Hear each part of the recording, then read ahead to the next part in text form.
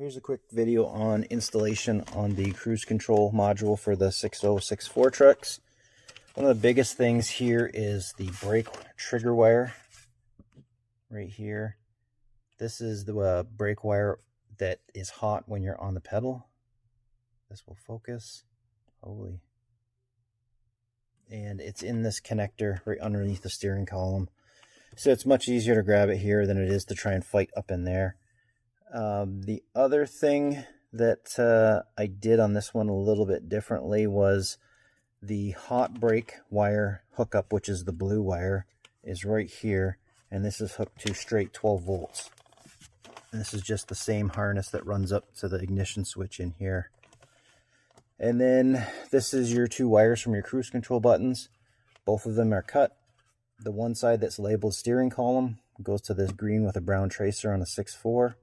And then the white wire goes to ground. This is the ground wire from the module down here. And this just ties into it. And then it's bolted in here behind this bolt.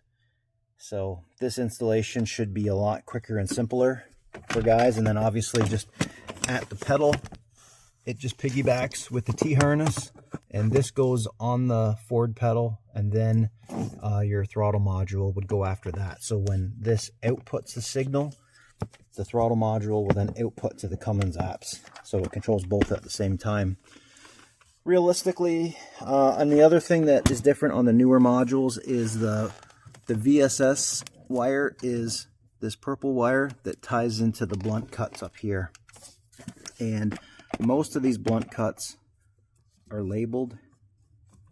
This one's the violet with orange, I believe it was. They come with the sticker if they're still on there. Mine, I was lucky mine was on there. And if you look on it here,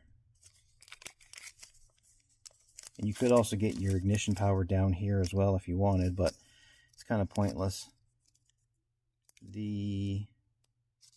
Where is it here?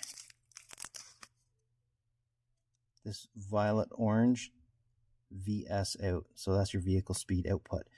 And that's where we're picking up the speed trigger for the cruise control module. And that's really it. It's only a couple of connections. Most guys, probably 20 minutes, half an hour tops. And then just go out road test it. If you want to be certain on this, once you cut the wires, just grab a meter, ground this side, and check it over here. You'll be able to tell pretty quick.